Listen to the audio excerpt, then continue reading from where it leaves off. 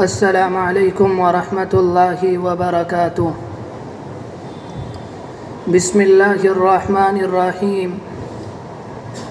الحمد للہ وکفی وسلام علی عبادہ الذین اصطفی، اما بعد۔ اعوذ باللہ من الشیطان الرجیم، بسم اللہ الرحمن الرحیم۔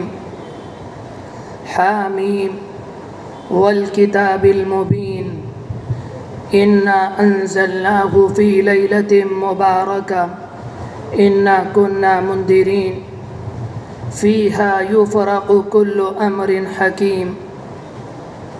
وقال سبحانہ وتعالی الذین قال لهم الناس ان الناس قد جمعوا لکم فاخشوہم فزادهم ایمانا وقالوا حسبنا اللہ ونعم الوکیل۔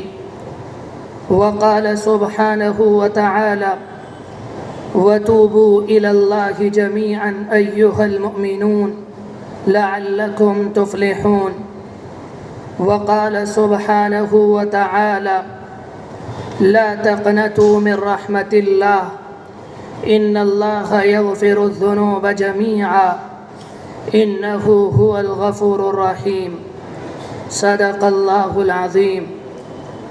وقد قال النبي صلى الله عليه وآله وسلم فيما يروي عن ربه قال إذا تقرب العبد إلي شبرا تقربت إليه ذراعا وإذا تقرب إلي ذراعا تقربت منه باعا وإذا أتاني مشيا أتيته هرولة۔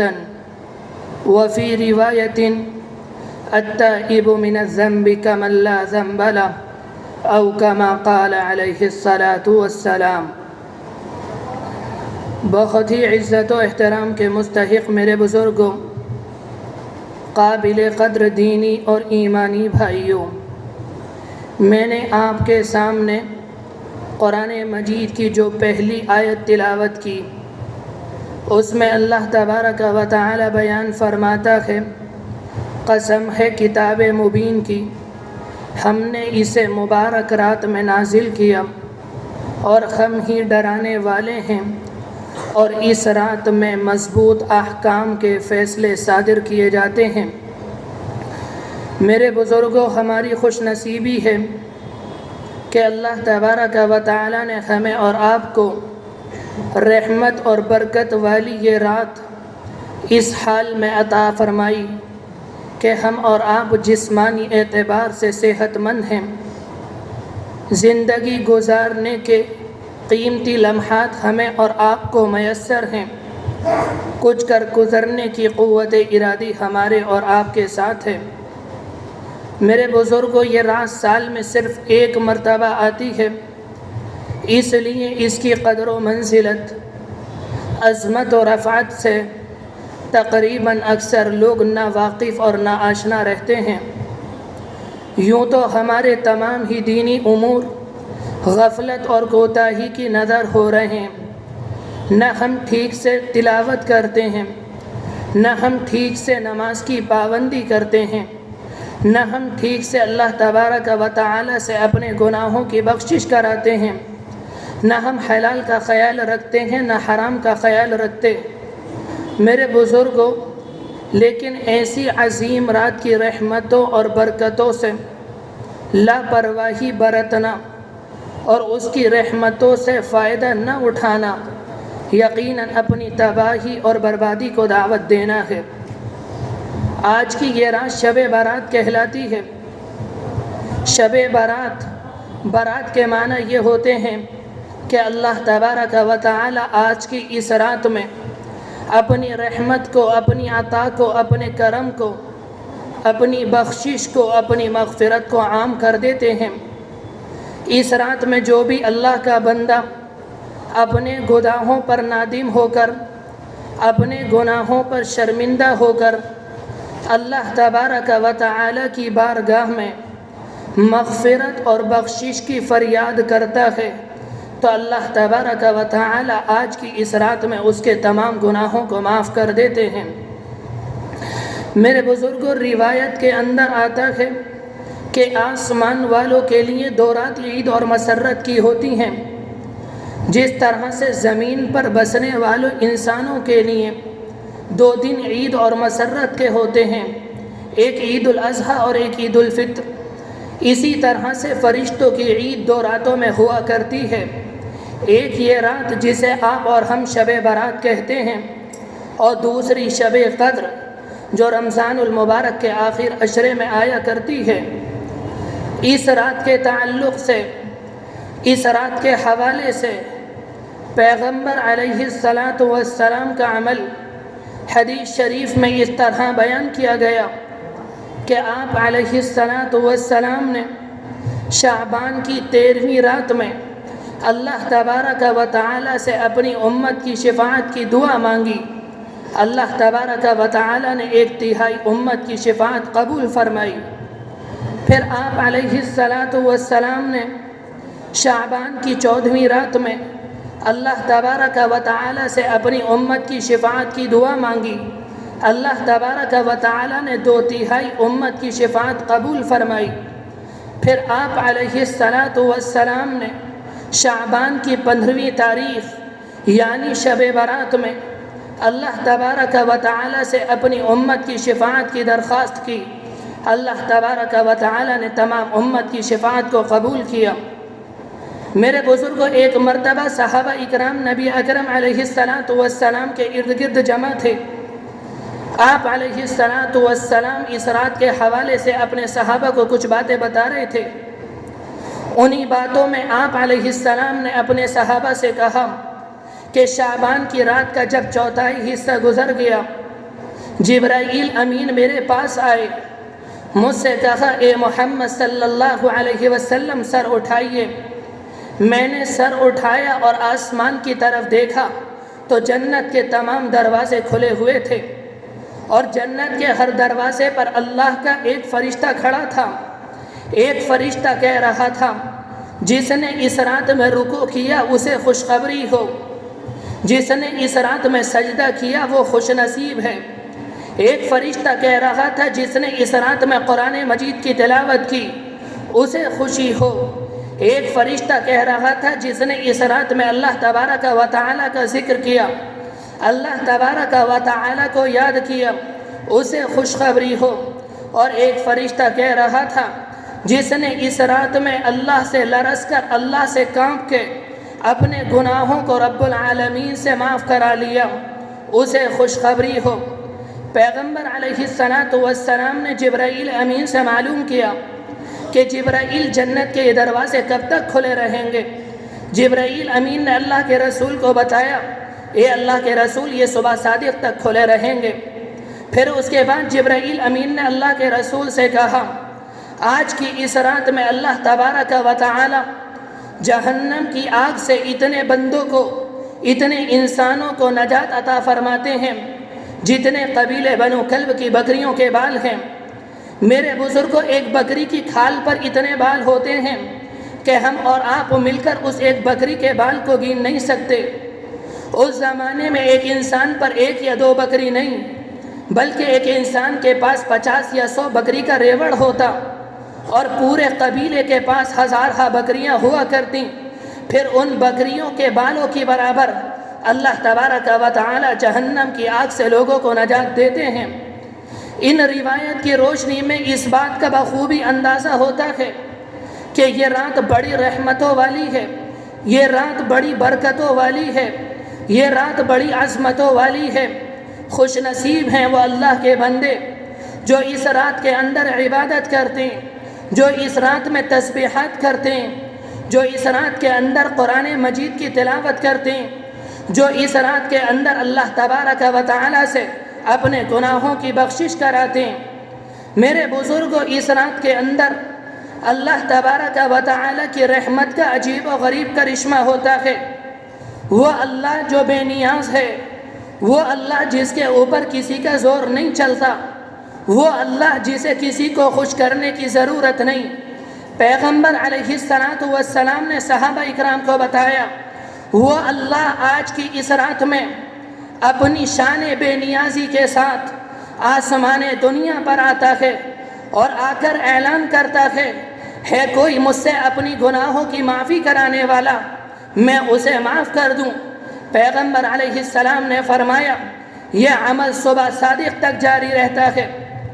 میرے بزرگوں، آج کی اس رات میں اللہ تبارک و تعالی کو اپنے گناہگار بندوں پہ اتنا پیار کیوں آتا ہے کہ وہ انہیں معاف کرنے کے لیے از خود آسمان دنیا پر اپنے شان عالی کے ساتھ آتا ہے، انہیں معاف کرنے کا اعلان کرتا ہے۔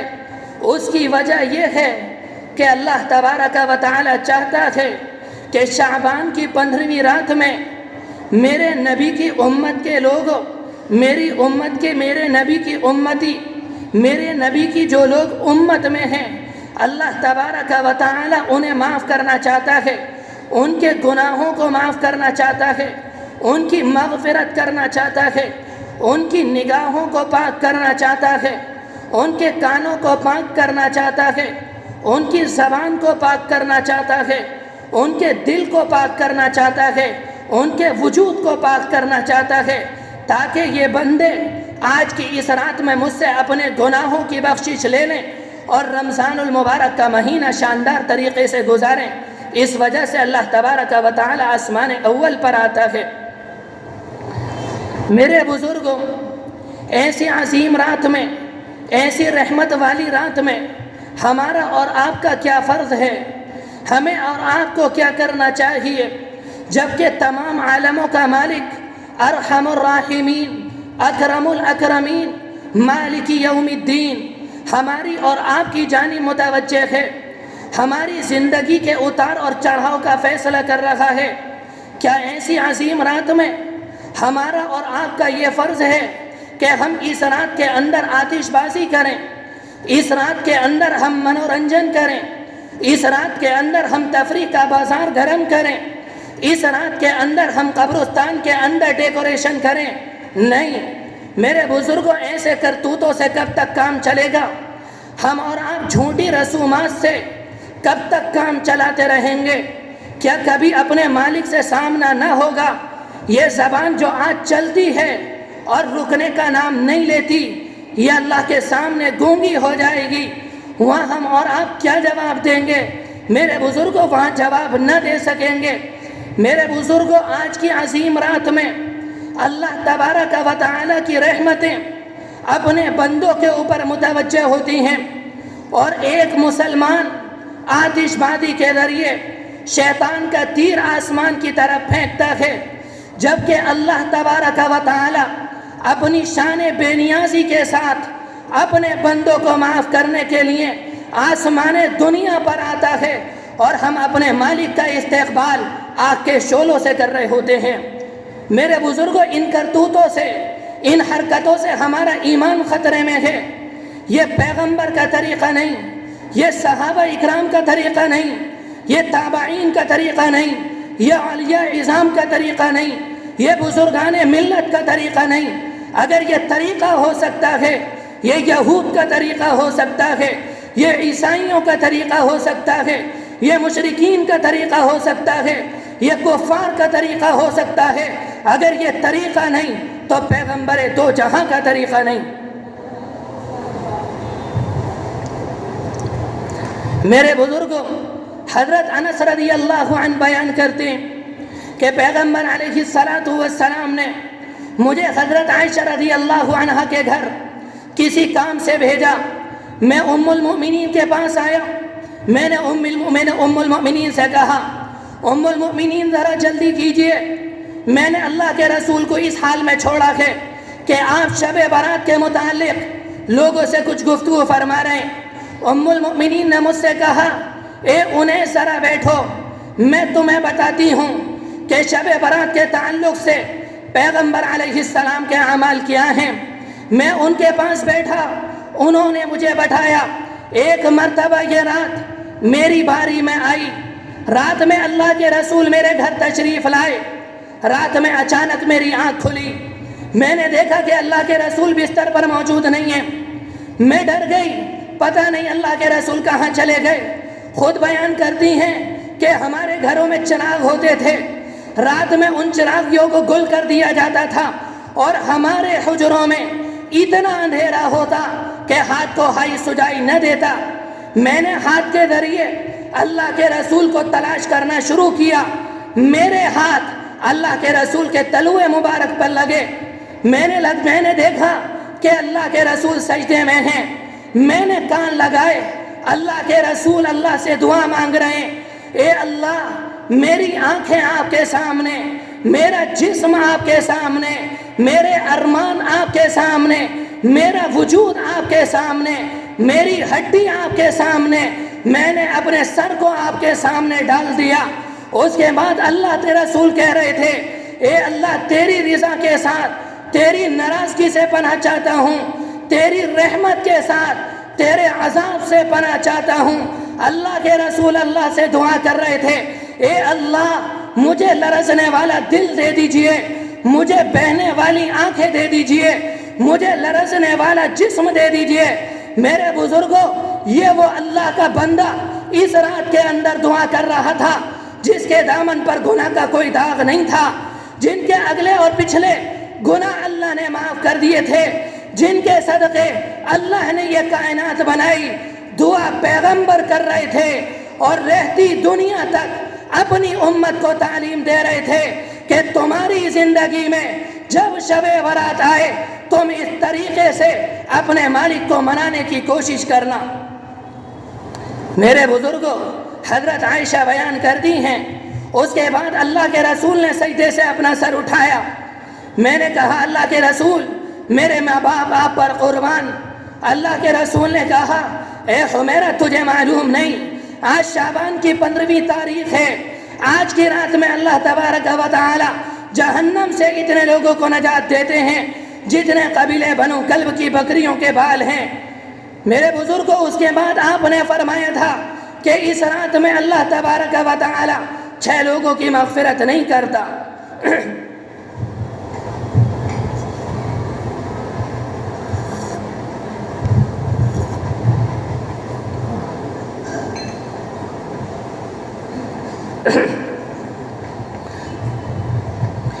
یہ تو ایک حدیث شریف میں نے آپ کے سامنے بیان کی۔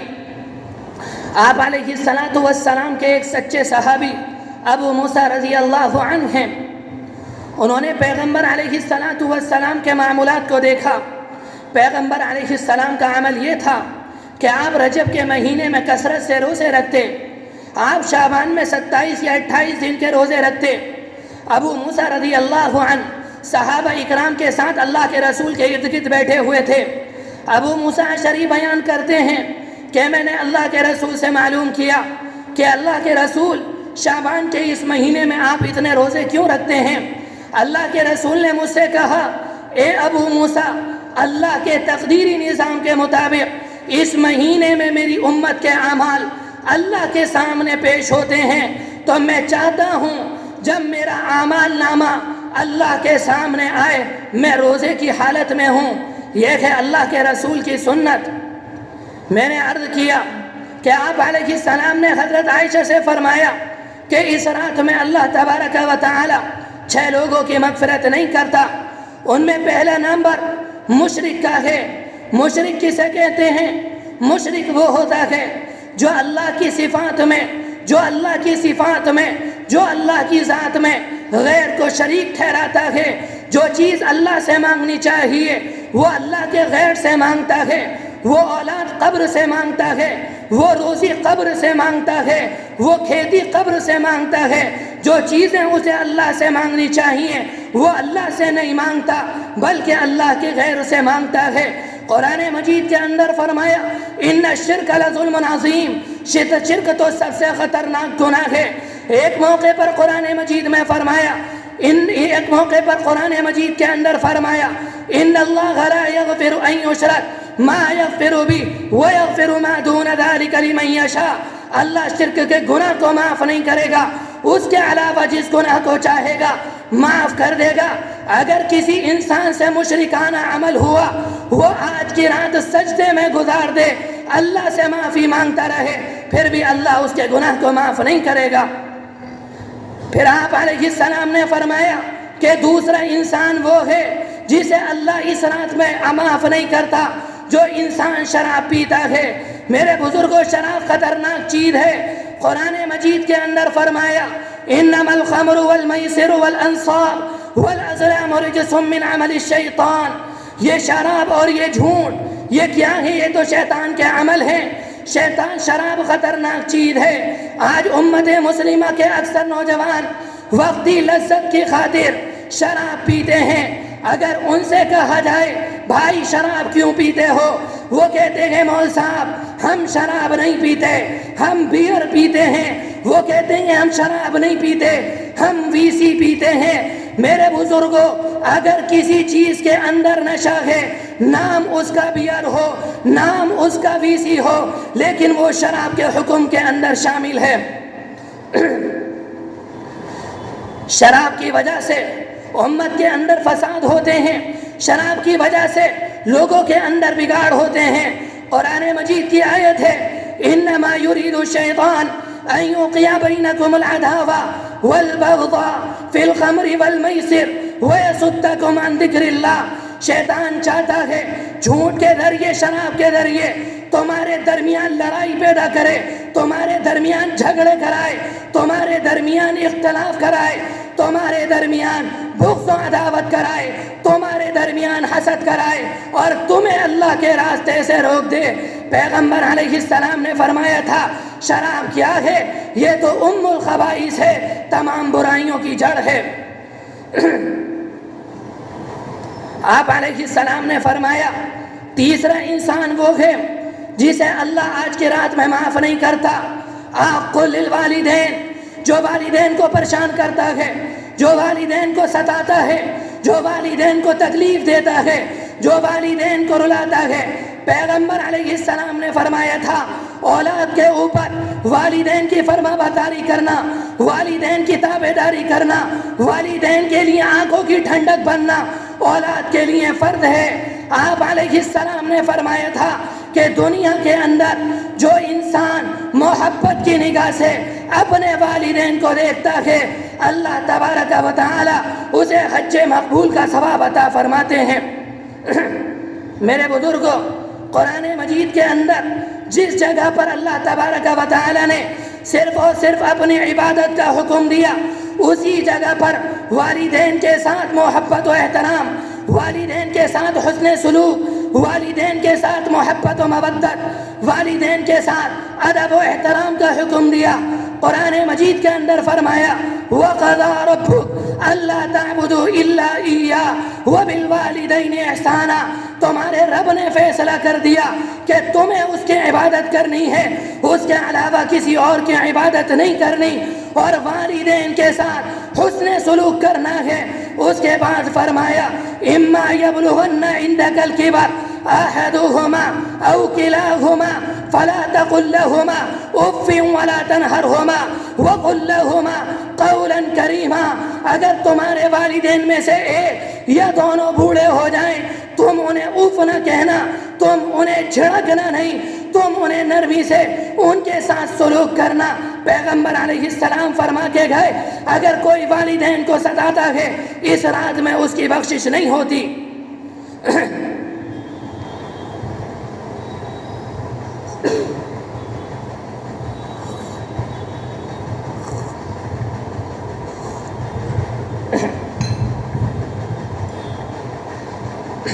میرے بزرگوں، پیغمبر علیہ السلام نے فرمایا کہ چوتھا انسان وہ ہے جسے اللہ آج کی رات میں معاف نہیں کرتا، جو انسان زنا کے عمل میں منفذ رہتا ہے، جو انسان زنا کرتا ہے۔ پیغمبر علیہ السلام نے فرمایا جو انسان زنا کے عمل میں ملوث رہتا ہے اسے ہر وقت اللہ کی پکڑ سے ڈرنا چاہیے۔ ممکن ہے کہ اس کے وقت کبھی بھی اللہ کا قہر ٹوٹ پڑے، وہ تباہ کر دیا جائے، وہ برباد کر دیا جائے۔ پیغمبر نے فرمایا کہیں ایسا نہ ہو اس کے عمل کی وجہ سے اللہ زمین کو پھاڑ دے، اسے زمین کے اندر دھسا دے۔ آپ علیہ السلام نے فرمایا کہ جس زمین کے اوپر یہ گھناؤنا عمل ہوتا ہے وہ زمین لرزتی ہے، وہ زمین اللہ کے غضب سے کانپنے لگتی ہے۔ پیغمبر علیہ السلام نے فرمایا کوئی مومن کوئی مسلم حالت ایمان میں زنا نہیں کرتا. جب کوئی مومن یا کوئی مسلم اس عمل کے اندر ملوث ہوتا ہے اس کا ایمان اس کے دل سے نکل کر اس کا ایمان اس کے وجود سے نکل کر ایک نیزے کے بقد اوپر چلا جاتا ہے اور وہ انسان حالت کفر میں زنا کرتا ہے. اگر اسے اس بدکاری کے عمل میں موت آ جائے وہ انسان حالت ایمان میں نہیں, وہ انسان حالت کفر میں گیا اور اس کا ٹھکانہ جہنم ہے. میرے بزرگوں یہ وہ حقیقتیں ہیں جو پیغمبر علیہ السلام بتا کر گئے. پریشان ہونے کی ضرورت نہیں, گھبرانے کی ضرورت نہیں. توبہ کسے کہتے ہیں؟ توبہ کہتے ہیں اپنے گناہ پر نادم ہونا, توبہ کہتے ہیں اپنے گناہ پر شرمندہ ہونا, سچے دل سے توبہ کرنا, آئندہ گناہ نہ کرنے کا عہد کرنا توبہ کہلاتا ہے. اگر کوئی انسان واقعی اپنے گناہ پر نادم ہو, آج کی رات میں سچے دل سے توبہ کر لے, آئندہ گناہ نہ کرنے کا عہد کر لے تو اللہ اسے آج کی رات میں معاف کر دے گا. آپ علیہ السلام نے فرمایا تھا التائب من الذنب کمن لا ذنب لہ, گناہوں سے توبہ کرنے والا ایسا ہے جیسے اس نے گناہ نہیں کیا.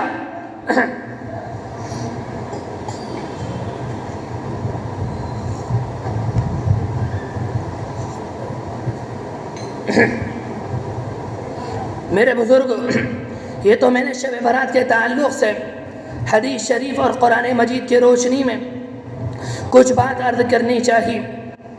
کچھ دنوں پہلے ہم نے دیکھا کہ ہمارے اکثر بھائی جسمانی طور پر کمزور اور ذہنی طور پر پریشان ہو رہے تھے. وہ کہہ رہے تھے امت ہندیہ کے اوپر بہت خطرناک حالات آئے ہوئے ہیں. میرے بزرگوں, دل توڑنے کی بات نہیں, ہمارے اور آپ کے اوپر کچھ بھی حالات نہیں آئے. جو حالات اللہ کے رسول کے اوپر آئے, جو حالات صحابہ اکرام کے اوپر آئے, قرآن مجید کے اندر فرمایا گیا انہیں جو تکلیف کفار کی جانب سے پہنچائی گئی, انہیں جو تکلیف دشمنوں کی طرف سے پہنچائی گئی, پیغمبر کے اوپر جو حالات آئے, صحابہ اکرام کے اوپر جو حالات آئے, قرآن مجید کا جملہ ہے وَإِنْ كَانَ مَكْرُهُمْ لِتَزُولَ مِنْهُ الْجِبَالُ, اگر ہم ان حالات کو پہاڑ کے اوپر ڈال دیں تو پہاڑ اپنی جگہ سے ہٹ جائے. میرے بزرگوں, ہمارے اوپر ایسے کوئی حالات آئیں کہ انہیں پہاڑ کے اوپر ڈال دیا جائے, پہاڑ اپنی جگہ سے ہٹ جائے؟ ابھی تو ہم ہی اپنی جگہ سے ہٹنے کو تیار نہیں. میرے بزرگوں, جس زمانے میں پیغمبر علیہ السلام مکہ مکرمہ کے اندر تھے, صحابہ اکرام کی تعداد کم تھی, صحابہ اکرام کمزور تھے, صحابہ اکرام کے پاس کچھ نہیں تھا. ایک وقت وہ آیا کہ اللہ کے رسول نے ہجرت کا حکم دے دیا. صحابہ اکرام اللہ کے رسول کے حکم سے مدینہ منورہ ہجرت کر کے آ گئے. جس زمانے میں صحابہ اکرام مکہ مکرمہ مدینہ منورہ میں آئے, مدینہ منورہ میں آ کر صحابہ اکرام کو اطمینان کا سانس ملا, زندگی گزارنے کے قیمتی لمحات میسر ہوئے. میرے بزرگوں, جس زمانے میں صحابہ اکرام مدینہ منورہ کے اندر آئے اور مدینہ منورہ میں صحابہ اکرام کی طاقت بڑھی, مسلمانوں کی تعداد میں اضافہ ہوا, قرآن مجید کی آیت آئی وَاذْكُرُوا إِذْ أَنْتُمْ قَلِيلٌ. کہا گیا اس آیت کے اندر اے میرے پیغمبر کے صحابہ, اپنی تعداد کو دیکھ کر, اپنی طاقت کو دیکھ کر تمہارے اندر بڑائی نہ آئے, تمہارے اندر تکبر نہ آ جائے. ذرا اپنے ماضی کو یاد کرنا, جس زمانے میں تم مکہ مکرمہ میں تھے تم کمزور تھے. وَاذْكُرْ إِذْ أَنْتُمْ قَلِيلٌ, تمہاری تعداد کم تھی, جو چاہتا تمہیں مارتا, جو چاہتا تمہیں گھسیٹتا, جو چاہتا تمہیں پیٹتا, جو چاہتا تمہیں مکہ مکرمہ کی تپتی ہوئی زمین پر گھسیٹتا, جو چاہتا بھاری بھاری پتھر تمہارے سینے کے اوپر لا کر رکھ دیتا. تم کمزور تھے, تم جواب نہیں دے سکتے تھے, تم ان کا مقابلہ نہیں کر سکتے تھے. مستضعفون فی الارض, اس لیے کہ تم زمین میں کمزور تھے. اس کے بعد فرمایا تخافون ان یتخطفکم الناس, تم لوگوں کی آنکھوں سے ڈرتے تھے, تم اللہ کے رسول کے پاس جانے میں ڈرتے تھے, تم صدیق اکبر کے پاس جانے میں ڈرتے تھے, تم دار ارقم میں جانے میں ڈرتے تھے, تم بیت اللہ کے صحن میں نماز نہیں پڑھ سکتے تھے. مستضعفون فی الارض، اس لیے کہ تم زمین میں کمزور تھے۔ میرے بزرگوں، صحابہ کے اوپر جب یہ حالات آئے، صحابہ نے پیغمبر کے دامن کو نہیں چھوڑا، صحابہ نے دین کو نہیں چھوڑا، صحابہ نے قرآن مجید کو نہیں چھوڑا۔ اللہ تبارک و تعالیٰ کہتا ہے فَآوَاكُمْ وَأَيَّدَكُمْ بِنَصْرِهِ، ہم نے ان کی مدد کی، ہم نے ان کی کمزوری کو طاقت میں بدل دیا اور ان کی قلت کو کثرت میں بدل دیا۔ میرے بزرگوں، اس آیت کی روشنی میں میں اپنے بھائیوں سے کہنا چاہتا ہوں، ہم اور آپ اس زمانے میں کم نہیں ہیں، اس زمانے میں ہماری تعداد کم نہیں ہے، لیکن ہم نے نماز کو چھوڑ دیا، ہم نے پیغمبر کے دین کو چھوڑ دیا، ہم نے قرآن مجید کو چھوڑ دیا، ہم نے اپنے مالک کو منانا چھوڑ دیا۔ دوسروں نے جھوٹ بولا، ہم نے جھوٹ بولا، دوسروں نے بدنگاہی کی، ہم نے بدنگاہی کی، دوسروں نے اپنی زبان کو ناپاک کیا، ہم نے اپنی زبان کو ناپاک کیا، دوسروں نے اپنے وجود کو ناپاک کیا، ہم نے اپنے وجود کو ناپاک کیا، ہم نے دین پر عمل نہیں کیا۔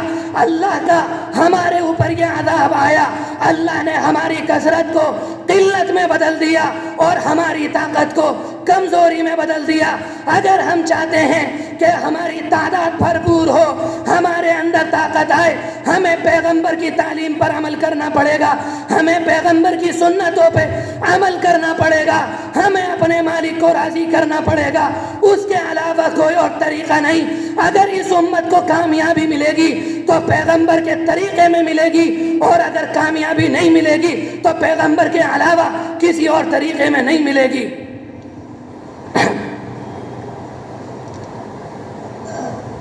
میرے بزرگ، قرآن مجید کے اندر فرمایا، جس زمانے میں صحابہ اکرام مکہ مکرمہ کے اندر تھے، صحابہ اکرام کی تعداد بہت تھوڑی تھی۔ جب صحابہ کی تعداد تھوڑی تھی تو صحابہ اکرام کے دشمن بھی تھوڑے تھے۔ ایک وقت وہ آیا کہ صحابہ اکرام ہجرت کر کے مدینہ منورہ آئے۔ مدینہ منورہ کے اندر صحابہ اکرام کی تعداد بڑھی تو صحابہ کے دشمن بڑھ گئے۔ مکہ مکرمہ کے اندر صحابہ کے دشمن مشرکین تھے، مکہ مکرمہ کے اندر صحابہ کے دشمن کفار تھے۔ جب مدینہ منورہ میں آئے تو صحابہ کے دشمن یہود، صحابہ کے دشمن کفار، صحابہ کے دشمن مشرکین، صحابہ کے دشمن منافقین، ایسا لگتا تھا کہ پورا مدینہ منورہ اللہ کے رسول کے دشمنوں سے گھرا ہوا ہے۔ میرے بزرگوں، جس زمانے میں صحابہ اکرام مدینہ منورہ میں آئے، دشمنوں کو یقین ہو گیا کہ پیغمبر اپنے تعلیم سے، پیغمبر اپنے طریقے سے بعد آنے والے نہیں۔ اگر ہم نے اسی طرح سے ڈھیل دے دی، ہم نے کوئی بندوبست نہیں کیا تو یہ پوری دنیا پر قبضہ کر لیں گے۔ تو مدینہ منورہ کے اندر جو یہود تھے وہ مکہ مکرمہ آئے اور مکہ مکرمہ کے مشرکین سے ملے، مکہ مکرمہ کے کفار سے ملے۔ انہوں نے کہا تم باہر سے حملہ کرو، ہم اندر سے تمہارا ساتھ دیں گے۔ انہوں نے یہ منصوبہ مکہ مکرمہ کے اندر بنایا۔ جس وقت وہ حملے کی تیاری کر رہے تھے، ابھی انہوں نے اقدام نہیں کیا تھا، مدینہ منورہ کے اندر جو اللہ کے رسول کے دشمن تھے، جو پکے درجے کے منافقین تھے، وہ صحابہ اکرام کے پاس آتے اور کہتے الذین قال لهم الناس ان الناس قد جمعوا لكم۔ وہ صحابہ اکرام سے کہتے دنیا تمہارے خلاف جمع ہو رہی ہے، کفار تمہارے خلاف جمع ہو رہے ہیں، وہ یہاں آئیں گے، وہ تمہیں ماریں گے، وہ تمہیں کاٹیں گے، وہ تمہیں گھسیٹیں گے، وہ تمہارے وجود کو ختم کر دیں گے۔ فخشوہم، ان سے بچ کر رہنا، ان سے ڈر کر رہنا۔ دشمن یہ دھمکی دے رہا تھا صحابہ اکرام کو، پیغمبر کے طریقے کو چھوڑ دو، اللہ کے طریقے کو چھوڑ دو، قرآن مجید کی تعلیم کو چھوڑ دو، کفر میں لوٹ کر آ جاؤ، اپنے آبا و اجداد کے دین کو اختیار کر لو۔ جب تم کفر میں لوٹ کر آؤ گے ہم تمہیں امان دیں گے، ہم تمہیں پریشان نہیں کریں گے۔ میرے بزرگوں، جس وقت صحابہ اکرام کے کانوں میں یہ جملے پڑے، صحابہ اکرام ذہنی طور پر پریشان نہیں تھے، صحابہ اکرام کمزور نہیں پڑے۔ قرآن مجید کا جملہ ہے فزادہم ایمانا، اس سے ان کے ایمان میں اضافہ ہوا اور ان کی زبان پہ ایک جملہ تھا حسبنا اللہ و نعم الوکیل، اللہ ہمارے لیے کافی ہے اور بہترین کارساز ہے۔ میرے بزرگوں، یہ جملہ زبان پر کب آتا ہے؟ جب امت کا ایمان بنا ہوتا ہے، امت پیغمبر کے طریقے پر ہوتی ہے، امت اللہ کو مناتی ہے۔ اگر امت نماز نہیں پڑھتی، امت پیغمبر کے طریقے پر عمل نہیں کرتی، امت قرآن مجید کو سامنے رکھ کر زندگی نہیں گزارتی، اگر اس کے سامنے حالات آتے ہیں تو اس کی زبان پر شکوے اور شکایتیں ہوتی ہیں، اس کی زبان پر بے صبری کے الفاظ ہوتے ہیں۔ اگر ہم چاہتے ہیں کہ ہماری زبان پر وہ جملہ آئے جو صحابہ کی زبان پر تھا، ہمیں اپنا ایمان بنانا پڑے گا، ہمیں اپنے مالک کو راضی کرنا پڑے گا، ہمیں پیغمبر کی سنتوں کو اپنی زندگی میں لانا پڑے گا۔ جب ہمارے سامنے حالات آئیں گے، ہماری زبان سے نکلے گا حسبنا اللہ و نعم الوکیل، اللہ ہمارے لیے کافی ہے اور بہترین کارساز ہے۔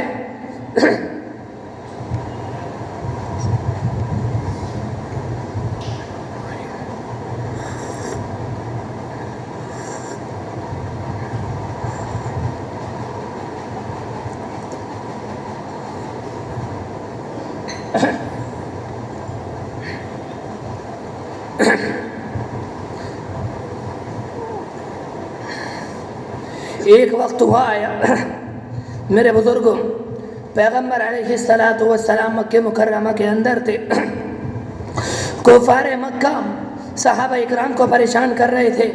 یہ تو ہم اور آپ جانتے ہیں، انہیں پریشان کرنے میں ان لوگوں نے صحابہ اکرام کو کوئی کمی نہیں چھوڑی۔ ایک وقت وہ آیا کہ اللہ کے رسول نے صحابہ اکرام کو اجازت دے دی، تم لوگ ہجرت کر کے مدینہ منورہ چلے جاؤ۔ صحابہ اکرام تھوڑا تھوڑا کر کے مدینہ منورہ چلے گئے۔ کفار کو اندازہ ہوا کہ جب مدینہ منورہ سے اللہ کے رسول کے اکثر ماننے والے مدینہ منورہ چلے گئے تو وہ یہ سمجھے کہ ایک وقت وہ آئے گا پیغمبر علیہ السلام بھی مکہ مکرمہ سے ہجرت کر کے مدینہ منورہ چلے جائیں گے۔ میرے بزرگوں، وہ لوگ دارالندوہ کے اندر جمع ہوئے، انہوں نے میٹنگ کی کہ ایک وقت وہ آنے والا ہے جس طرح سے ان کے صحابہ ہجرت کر کے مدینہ منورہ چلے گئے، اللہ کے رسول بھی ہجرت کر کے مدینہ منورہ چلے جائیں گے۔ اور اللہ کے رسول مدینہ منورہ میں چلے گئے، وہاں انہیں کوئی پریشان کرنے والا نہیں ہوگا، وہاں ان کی طاقت ہوگی، ان کی تعداد ہوگی، وہاں پر مسلمان بہت زیادہ ہیں، پھر یہ کسی کے قابو میں نہیں آئیں گے۔ کفار مکہ نے یہ مشورہ کیا، وہ دارالندوہ کے اندر آئے، انہوں نے بڑے بڑے کفار کے سرداروں کو جمع کیا اور مشورہ کیا ہمیں کیا کرنا چاہیے۔ انہوں نے پیغمبر کے خلاف تدبیریں کی، وہ دارالندوہ کے اندر جمع ہوئے، وہ تدبیریں کر رہے تھے یا تو پیغمبر علیہ السلام کو نعوذ باللہ قتل کر دیا جائے، یا پیغمبر علیہ السلام کو قید کر دیا جائے، یا پیغمبر علیہ السلام کو مکہ مکرمہ کے سماج سے نکال کر باہر کر دیا جائے۔ ادھر وہ منصوبہ بنا رہے تھے، ادھر اللہ تبارک و تعالی نے جبرائیل امین کے ذریعے پیغمبر علیہ السلام کو وحی کی۔ قرآن مجید کی آیت ہے وَإِذْ يَمْكُرُ بِكَ الَّذِينَ كَفَرُوا، اے پیغمبر یاد کیجئے اس وقت کو لِيُثْبِتُوكَ، جب یہ منصوبے بنا رہے تھے کہ آپ کو قید کر دیں، او یقتلوک، یا آپ کو قتل کر دیں، او یخرجوک، یا آپ کو مکہ مکرمہ کے سماج سے نکال کر باہر کر دیں۔ وَيَمْكُرُونَ، یہ لوگ منصوبے بنا رہے ہیں، وَيَمْكُرُ اللَّهُ، اور آپ کا مالک بھی منصوبے بنا رہا ہے، وَاللَّهُ خَيْرُ الْمَاكِرِينَ، اور شاندار تدبیر، بہترین تدبیر اللہ کی ہے۔ میرے بزرگوں، جو حالات، اس بات کو اپنے ذہن میں بٹھا لو، انشاءاللہ ذہنی طور پر پریشان نہیں ہوگے۔ ہم اللہ کے رسول کے ماننے والے، ہمارے لیے صحابہ اکرام نمونہ ہیں۔ میرے بزرگوں، پیغمبر علیہ السلام پر جو حالات آئے، صحابہ اکرام کے اوپر جو حالات آئے، قیامت تک پیغمبر کی امت پر یہی حالات آتے رہیں گے۔ کبھی اس امت سے کہا جائے گا پیغمبر کا انکار کر دو ورنہ ہم تمہیں قتل کر دیں گے، کبھی اس امت سے کہا جائے گا اللہ کا انکار کر دو، اپنی مسجدوں میں تالے لگا دو، قرآن مجید کو ختم کر دو ورنہ ہم تمہیں قتل کر دیں گے۔ کبھی کہا جائے گا تم اپنے دین پر عمل کرنا بند کر دو ورنہ ہم تمہیں اس سرزمین سے نکال کر باہر کر دیں گے۔ جو حالات پیغمبر پر آئے یہ تو حقیقی بات ہے، قیامت تک وہی حالات پیغمبر کی امت پر لازمی طور پر آئیں گے۔ یہ جو حالات پیغمبر کی امت پر آتے ہیں یہ پیغمبر کی امت کا امتحان ہوتا ہے کہ جب ان کے اوپر یہ آزمائش کا دور آئے تو اللہ اس میں اپنے بندوں کی ایک موقع پر کہا گیا اولئک الذین امتحن اللہ قلوبہم للتقوی، اللہ آزمائش کے ذریعے مؤمنین کے قلوب کو پرکھتا ہے اور ان کے قلوب کا جائزہ لیتا ہے۔ مسلمانوں کے اوپر حالات اس لیے آتے ہیں تاکہ اللہ دیکھ لے کون ان میں پیغمبر کی تعلیم پر عمل کرتا ہے، کون ان میں کفار سے ڈر کے پیغمبر کی تعلیم کا انکار کر دیتا ہے۔ جو بندے پیغمبر کی تعلیم پر جمتے ہیں ان کے لیے جنت کا فیصلہ ہوتا ہے اور جو کفار سے ڈر جاتے ہیں ان کے لیے جہنم کا فیصلہ ہو جاتا ہے۔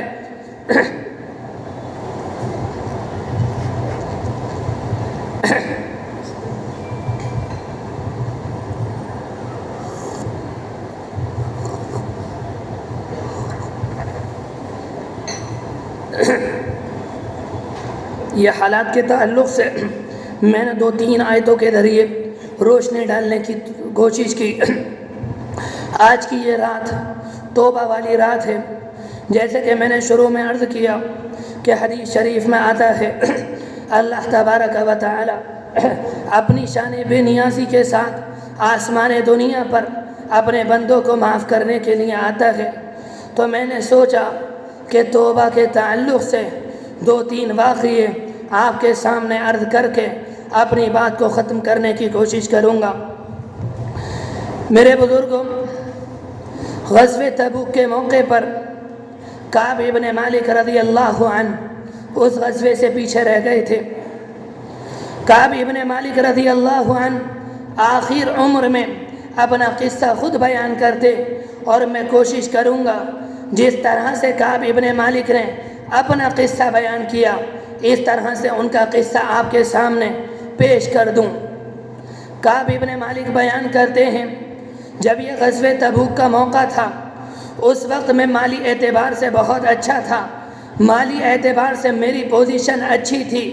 اس وقت میرے پاس اس غزوے میں جانے کے لیے شاندار اونٹنیاں تھیں۔ اس سے پہلے اللہ کے رسول نے جتنے غزوے کیے اس میں میری مالی حالت اچھی نہیں تھی، میں مالی حالت سے کمزور تھا۔ اس سے پہلے میرے پاس اونٹنیاں نہیں تھیں۔ پیغمبر علیہ السلام کا معمول یہ تھا، آپ علیہ السلام جب کسی غزوے کا ارادہ کرتے آپ توریہ فرماتے، آپ تعریض سے کام لیتے، لیکن جس موقع پر آپ علیہ السلام نے تبوک کا ارادہ کیا آپ نے صحابہ اکرام کو صاف صاف طور پر بتا دیا کہ فلاں جگہ جانا ہے۔ حضرت کعب ابن مالک بیان کرتے ہیں کہ اللہ کے رسول نے یہ غزوہ سخت گرمی کے زمانے میں کیا، سفر بہت لمبا تھا، بڑے بڑے چٹیل میدان، بڑے بڑے صحرائی علاقے راستے میں پڑتے تھے۔ آپ علیہ السلام کو اس بات کا یقین تھا کہ تبوک کے اندر دشمنوں کا جو لشکر ہوگا وہ بہت بڑی تعداد میں ہوگا۔ اس وجہ سے آپ علیہ السلام نے بات کو مخفی نہیں رکھا بلکہ صحابہ اکرام سے بات کو کھول کر بیان کیا کہ تبوک جانا ہے اور قیصر روم کا مقابلہ کرنا ہے تاکہ صحابہ اکرام اچھی طرح سے تیاری کر لیں۔ میرے بزرگوں، اس تبوک کے موقع پر صحابہ اکرام کی ایک بہت بڑی تعداد اللہ کے رسول کے ساتھ تھی۔ اس سے پہلے جتنے غزوے ہوئے اس میں آخری غزوہ فتح مکہ تھا۔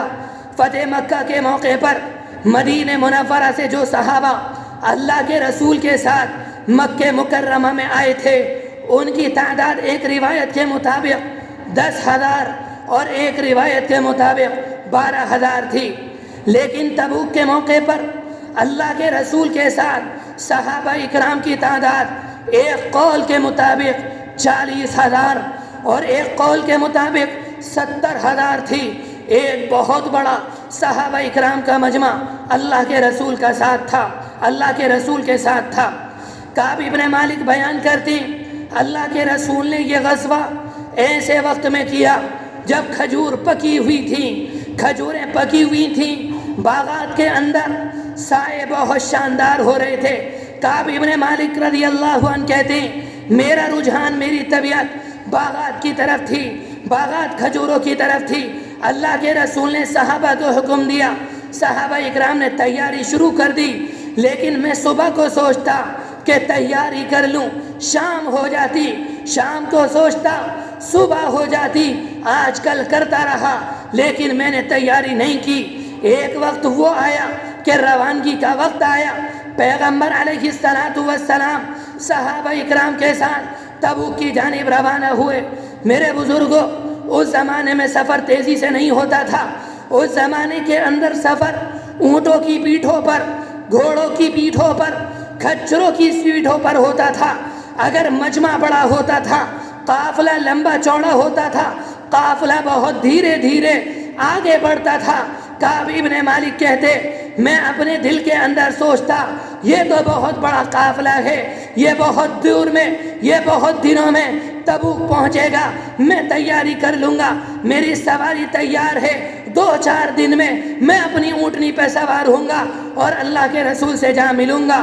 لیکن کہتے ہیں میں صبح شام کرتا رہا، مجھ سے تاخیر ہوتی رہی۔ ایک وقت وہ آیا کہ اللہ کے رسول کا قافلہ بہت آگے نکل گیا اور اللہ کے رسول اب میرے ہاتھ نہیں آ سکتے تھے۔ اس کے بیان کرتے ہیں کہ آپ علیہ السلام نے اعلان کیا تھا کہ مدینہ منورہ کے آپ علیہ السلام نے اعلان کیا تھا کہ مدینہ منورہ کے اندر جتنے مسلمان نوجوان ہیں وہ سارے کے ساری تیاری کر لیں، ان سب کو میرے ساتھ تبوک چلنا ہے۔ کعب ابن مالک کہتے ہیں اللہ کے رسول جب تبوک کو تشریف لے گئے، اس کے بعد میں مدینہ منورہ میں نکلتا، میں مدینہ منورہ کی بستی میں آتا، میں مدینہ منورہ کے بازار میں جاتا، میں مدینہ منورہ کی گلیوں میں جاتا، میں مدینہ منورہ کے محلوں میں جاتا، مجھے اللہ کے رسول کا کوئی سچا عاشق نظر نہ آتا جو میرے لیے نمونہ ہو۔ یہ بھی نہیں گیا، میں بھی نہیں گیا، چلو برابر ہے۔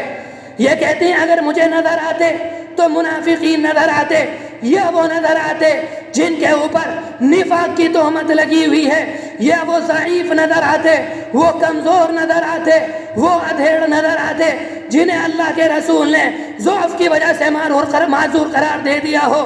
مجھے 2 طرح کے، مجھے 2 قسم کے لوگ نظر آتے، اس کے علاوہ پورے مدینہ منورہ میں کوئی انسان نظر نہیں آتا۔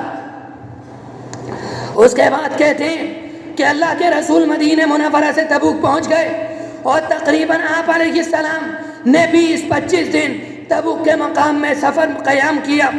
اس کے بعد جب آپ مدینہ منورہ سے تبوک گئے، آپ نے راستے میں میرے بارے میں معلوم نہیں کیا۔ آپ علیہ السلام جب تبوک میں چلے گئے، وہاں کوئی کام تو تھا نہیں، صرف اس بات کا انتظار تھا کہ دشمن آئے گا تو مقابلہ کریں گے، اس کے علاوہ کوئی اور کام نہیں تھا۔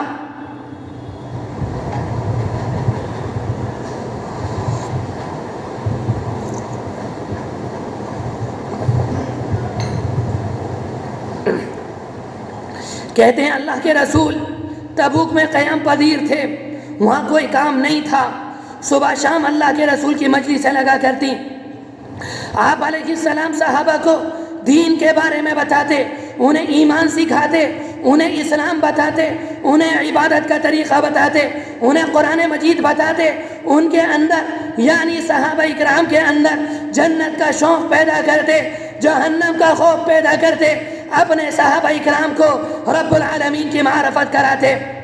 ایک مرتبہ اسی طرح سے اللہ کے رسول کی مجلس لگی ہوئی تھی، اللہ کے رسول نے معلوم کیا کعب ابن مالک کا کیا ہوا۔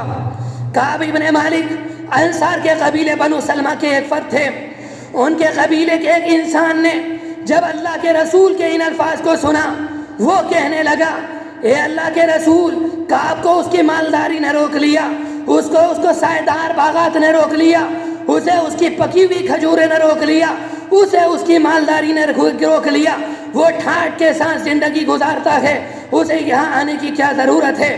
اللہ کے رسول کے ایک صحابی نے کعب ابن مالک کی اللہ کے رسول کے سامنے ایک کمزوری بیان کی۔ اسی مجلس کے اندر اللہ کے رسول کے ایک دوسرے صحابی معاذ ابن جبل رضی اللہ عنہ موجود تھے. انہوں نے فوراً کہا اللہ کے رسول انہوں نے غلط بات کہی. کعب ابن مالک بہت شاندار آدمی ہیں, بڑے اچھے آدمی ہیں, وہ تو آپ کے سچے عاشق ہیں, وہ آپ سے محبت کرتے ہیں. میرے بزرگوں, اگر کسی سے یہ پتہ چلتا ہے, اگر کسی مجلس کے اندر کسی مومن کا تذکرہ برائی کے ساتھ ہو تو دوسرے مسلمان کی ذمہ داری ہے کہ اس کی کوئی اچھائی بیان کرے. حدیث شریف کے اندر آتا ہے, پیغمبر علیہ السلام نے بتایا تھا کہ کسی مجلس کے اندر جب کسی مسلمان کی برائی ہو رہی ہو, دوسرے مسلمان کی ذمہ داری ہے اس کی اچھائی بیان کرے, اس کا دفاع کرے, اس انسان کو برائی سے روک دے. آپ نے فرمایا تھا اگر دوسرے انسان کے پاس طاقت ہے, وہ طاقت کے باوجود اس کی برائی کو سنتا ہے, اس کا دفاع نہیں کرتا, کل قیامت کے میدان میں اللہ کی مدد اس کے شامل حال نہیں ہوگی. اس زمانے کے اندر ہماری مجلسوں میں, ہماری محفلوں میں, چوراہے کے اڈوں پر کیا ہوتا ہے, ہم مسلمانوں کی ہم ایک دوسرے کی برائی کرتے ہیں اور کوئی دوسرے کا دفاع کرنے والا نہیں ہوتا. میرے بزرگوں, ایک بات یاد آئی, عیسیٰ علیہ السلام نے ایک مرتبہ اپنے حواریوں سے, اپنے ماننے والوں سے معلوم کیا اگر تمہارا بھائی سو رہا ہو, ہوا کی وجہ سے اس کا کپڑا ہٹ جائے, اس کا صدر کھل جائے, وہ برہنہ ہو جائے, تم کیا کرو گے؟ ان کے ماننے والوں نے کہا ہم اس کی پردہ پوشی کریں گے, ہم اس کے سر کو ڈھانپ دیں گے. عیسیٰ علیہ السلام نے کہا تم اسے برہنہ کرو گے. انہوں نے کہا اللہ کے رسول ہم اسے ڈھانپیں گے, ہم اسے برہنہ کیوں کریں گے؟ عیسیٰ علیہ السلام نے اپنے ماننے والوں سے کہا جب تمہارے کسی بھائی کی تمہارے کان میں کوئی برائی آتی ہے, کوئی غیبت آتی ہے, تم اسے چھپاتے نہیں ہو بلکہ اسے ہوا دے کر پھیلانے کی کوشش کرتے ہو. یہ تمہارا اپنے بھائی کو برہنہ کرنا نہیں ہے اور کیا ہے؟ ہمارا اور آپ کا حال بھی یہی ہے. اگر ہمارے کانوں میں کسی کی برائی پڑتی ہے ہم اسے چھپاتے نہیں, ہمیں اس وقت تک سکون نہیں ملتا, ہمیں اس وقت تک اطمینان نہیں ملتا جب تک ہم اس برائی کو کسی دوسرے تک پہنچا نہ دیں.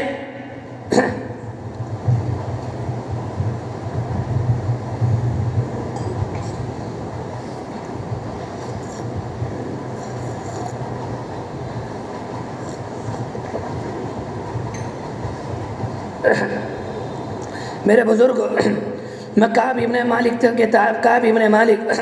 رضی اللہ عنہ کے تعلق سے ایک واقعات کرنے کی کوشش کر رہا ہوں. کعب ابن مالک کہتے ہیں کہ اللہ کے رسول جب تبوک پہنچ گئے, وہاں پر آپ قیام پذیر تھے. آپ علیہ السلام اور آپ کے مجمع نے دیکھا کہ دور سے ایک انسان سفید کپڑوں میں اونٹ کے اوپر سوار ہو کر آ رکھے تھے. آپ علیہ السلام نے دیکھ کر فرمایا کن ابا خیثمہ, ابو خیثمہ رضی اللہ عنہ معلوم ہوتے ہیں, ابو خیثمہ رضی اللہ عنہ معلوم ہوتے ہیں. جب وہ قریب آئے, ابو خیثمہ رضی اللہ عنہ اپنا قصہ بیان کرتے ہیں, کہتے ہیں میں تبوک پر شریک نہیں ہوا. ایک مرتبہ میں مدینہ منورہ کے اندر تھا, میں مدینے کے ایک باغ میں گیا, میں نے باغ کے اندر چھڑکاؤ کیا تاکہ ریت نہ اڑے. میں وہاں پر بیٹھا, میری بیوی نے میرے سامنے کھانا لا کر رکھا. جیسے ہی میں نے کھانے کی طرف ہاتھ بڑھایا میرے دل کے اندر یہ خیال آیا یہ کیا انصاف کی بات ہے کہ میں آرام سے میں کھجور کے باغ کے سائے میں بیٹھ کر کھانا کھاؤں. اللہ کے رسول دھوپ کی شدت میں اللہ کے راستے میں ہوں. میں فوراً اٹھا, میں نے اونٹ کو لیا, میں اونٹ پر سوار ہوا, اللہ کے رسول کے پاس پہنچا. مجھے دیکھ کر اللہ کے رسول نے کہا تھا کن ابا خیثمہ, ابا خیثمہ معلوم ہوتے ہیں. میرے بزرگوں, یہ وہ صحابی ہیں غزوہ تبوک کے موقع پر اللہ کے رسول نے اپنے تمام صحابہ اکرام میں اعلان کیا تھا کہ جس کی جو استطاعت ہے وہ اپنے استطاعت کے بقدر اللہ کی راہ میں جو خرچ کرنا چاہے دل کھول کر خرچ کرے. اسی موقع پر صدیق اکبر رضی اللہ عنہ نے اپنے گھر کا سارا مال اللہ کے رسول کی خدمت میں لا کر پیش کیا. عمر فاروق رضی اللہ عنہ نے اپنے گھر کا آدھا مال اللہ کے رسول کی خدمت میں لا کر پیش کیا۔ عثمان غنی رضی اللہ عنہ نے ایک روایت کے مطابق 200، ایک روایت کے مطابق 300 اونٹ گلے سے لدے ہوئے اللہ کے رسول کی خدمت میں پہنچ بھیجے۔ یہ جو صحابی تھے ابو خیثمہ، یہ کمزور تھے، یہ غریب تھے، انہوں نے ایک سا کھجور اللہ کی راہ میں دی، اللہ کے رسول کو دی۔ ان کی کھجوروں کو دیکھ کر مشرکین نے اور منافقین نے مذاق اڑایا تھا اور کہا تھا اللہ تیری ایک سا کھجور کا محتاج ہے کیا؟ اس طرح سے وہ لوگ صحابہ اکرام کو پریشان کرتے تھے۔ کعب ابن مالک کہتے ہیں وہاں پر لشکر نہیں آیا، اللہ کے رسول نے تبوک میں 20 دن یا 25 دن قیام کیا۔ آپ علیہ السلام نے جب قیام تبوک سے مدینہ منورہ آنے کا ارادہ کیا، مجھے اطلاع ملی کہ پیغمبر علیہ السلام تبوک سے آ رہے ہیں۔ کہتے مجھے غم ہوا، مجھے فکر ہوئی، میرے دل کے اندر یہ خیال آتا، مجھ سے اللہ کے رسول نے کہا تھا کعب ابن مالک تمہیں تبوک جانا ہے، میں تبوک نہیں گیا۔ اللہ کے رسول جب مدینہ منورہ میں آئیں گے میں آپ کا کیسے سامنا کروں گا، میں آپ کا کیسے سامنا کروں گا، میں آپ کے سامنے کیسے جاؤں گا، کس منہ کو لے کر اللہ کے رسول کے پاس جاؤں گا؟ خود کہتے ہیں میرے دل کے اندر یہ خیال آتا، میں اپنے جی میں سوچتا کوئی ایسا بہانہ پیش کروں گا جس کے ذریعے اللہ کے رسول کی ناراضگی سے بچ جاؤں گا۔ کہتے ہیں جیسے مجھے پتا چلا کہ اللہ کے رسول صبح شام میں مدینہ منورہ آنے والے ہیں، میرے دل کے اندر جو باطل خیالات آ رہے تھے، جو یہ وساوس آ رہے تھے، وہ اپنے آپ ختم ہو گئے، وہ اپنے آپ ختم ہو گئے۔ میں نے ارادہ کر لیا جو بھی ہو میں اللہ کے رسول کے سامنے کوئی عذر پیش نہیں کروں گا، بلکہ جو سچ بات ہے وہ اللہ کے رسول کے سامنے پیش کر دوں گا۔ یہ کعب ابن مالک بیان کرتے ہیں میرے بزرگوں اگلے دن مدینہ منورہ میں اللہ کے رسول چاشت کے وقت آئے۔ اللہ کے رسول کا معمول تھا کہ آپ جب سفر سے آتے آپ گھر کے اندر تشریف لے کر نہ جاتے، آپ اپنے دوستوں سے بات نہ کرتے، آپ مسجد نبوی میں جاتے اور 2 رکعت شکرانے کی نماز ادا کرتے، اس کے بعد مسجد میں بیٹھتے، صحابہ اکرام آپ سے ملاقات کرنے کے لیے آتے۔ یہ آپ کی سنت ہے جس پر آپ نے مستقل عمل کیا۔ آپ جب بھی سفر سے آئے پہلے آپ مسجد میں گئے، آپ نے 2 رکعت شکرانے کی نماز ادا کی۔ اس کی روشنی میں ایک بات کہنا چاہتا ہوں، پیغمبر علیہ السلام آج کی رات میں صرف ایک مرتبہ قبرستان تشریف لے گئے تھے، تو امت ہر سال قبرستان جاتی ہے۔ جو پیغمبر کا معمول نہیں، جو پیغمبر کا معمول نہیں، اس پر تو امت عمل کرتی ہے۔ جو پیغمبر کا معمول ہے، جب ہم سفر سے آتے سیدھے گھر کے اندر داخل ہو جاتے ہیں، ہم مسجد میں نہیں جاتے، جبکہ پیغمبر کا طریقہ یہ تھا جب پیغمبر سفر سے آتے مسجد میں تشریف لے کر جاتے اور 2 رکعت شکرانے کی نماز ادا کرتے۔ اس پر امت عمل کرنے کو تیار نہیں۔ میرے بزرگوں کامیابی جبھی ملے گی جب پیغمبر کی تعلیم پر 100% عمل ہوگا، ورنہ امت کو کامیابی نہیں ملے گی۔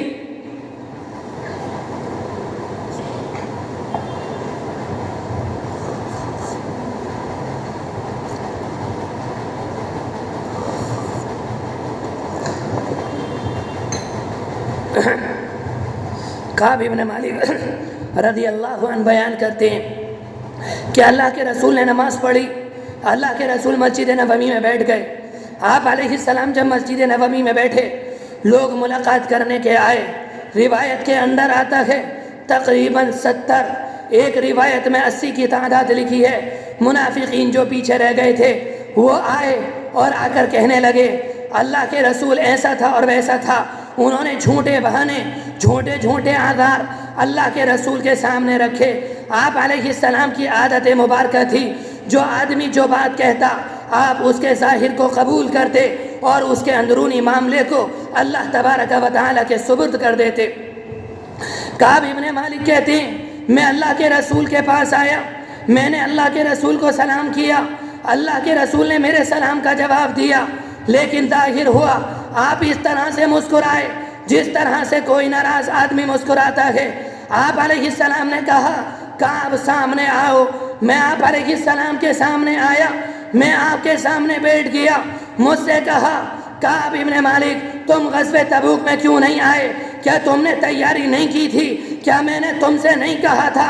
کعب ابن مالک کہتے ہیں اے اللہ کے رسول، آپ اللہ کے رسول ہیں، اگر میں کسی دنیا کے بڑے آدمی کے پاس ہوتا، میں دنیا کے کسی بادشاہ کے پاس ہوتا یا دنیا کے کسی امیر کے پاس ہوتا، مجھے اللہ نے زبان کا شاندار ملکہ دیا ہے، میں اس کے سامنے کوئی جھوٹی بات کہتا اور میں اس کی ناراضگی سے بچ جاتا، لیکن مجھے معلوم ہے آپ اللہ کے رسول ہیں، اگر میں آپ کے سامنے کوئی جھوٹی بات کہوں گا جس سے آپ راضی ہو جائیں گے، مجھے یقین ہے کہ اللہ آپ کے اوپر وحی اتار دے گا، اللہ آپ کے اوپر وحی نازل کر دے گا اور میرا پردہ فاش ہو جائے گا، اللہ آپ کو مجھ سے ہمیشہ کے لیے ناراض کر دے گا۔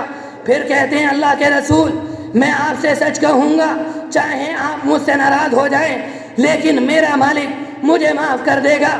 اس کے بعد کہتے ہیں واللہ ما لی من عذر یا رسول اللہ، اے اللہ کے رسول مجھے کوئی عذر نہیں تھا، میرے پاس کوئی چیز نہیں تھی، مجھے میری غفلت نے روک لیا، مجھے میری سستی نے روک لیا، مجھے میری کوتاہی نے روک لیا، اس کے علاوہ کوئی اور بات نہیں تھی۔ آپ علیہ السلام نے فرمایا اما ھذا فقد صدق، کعب ابن مالک نے سچی بات کہی۔ پھر آپ نے فرمایا کعب تم جاؤ اور تمہارے بارے میں اللہ خود فیصلہ کر دے گا۔ کعب ابن مالک کہتے ہیں اس کے بعد میں اللہ کے رسول کی مجلس سے اٹھا، جیسے کہ میں مجلس سے باہر آیا میرے ساتھ میرے خاندان کے لوگ آئے، میرے رشتہ دار آئے، میرے دوست و احباب آئے، مجھ سے کہنے لگے تم نے سچی بات کیوں کہی؟ تمہیں کوئی بات کہنی چاہتی تھی، تمہیں ایسی بات کہہ دینی چاہیے تھی جس طرح سے دوسرے لوگوں نے کہی، تم بھی اللہ کے رسول کے ناراضگی سے بچ جاتے۔ کعب ابن مالک کہتے ہیں انہوں نے مجھ سے اتنا کہا، میں نے اپنے دل کے اندر پکا یقین کر لیا میں واپس اللہ کے رسول کے پاس جاؤں اور اپنے آپ کو جھٹلا دوں۔ میرے بزرگوں، اس کے بعد کعب ابن مالک کہتے ہیں میں نے ان لوگوں سے معلوم کیا جس طرح سے جو بات سچی بات میں نے اللہ کے رسول سے کہی، کیا کسی اور نے بھی اس طرح کی بات کہی؟ ان لوگوں نے کہا دو طرح کے دو انسان اور ہیں جنہوں نے اس طرح کی بات کہی جو تم نے کہی، پیغمبر نے ان سے بھی یہی کہا جو تم سے کہا کہ اللہ تمہارے بارے میں فیصلہ کر دے گا۔ میں نے معلوم کیا وہ دونوں کون ہیں۔ انہوں نے کہا وہ ہلال ابن امی اور ربی، وہ مرارہ ابن ربی، ہلال ابن امیہ رضی اللہ عنہما ہیں۔ کعب ابن مالک کہتے ہیں مجھے ان دونوں کے بارے میں معلوم تھا، وہ دونوں اللہ کے نیک بندے تھے، وہ اللہ کے رسول کے سچے عاشق تھے، وہ غزوہ بدر میں شریک ہوئے تھے۔ میں نے ان لوگوں سے کہا مجھے اپنے لیے نمونہ مل گیا، اب میں اللہ کے رسول کے پاس نہیں جاؤں گا۔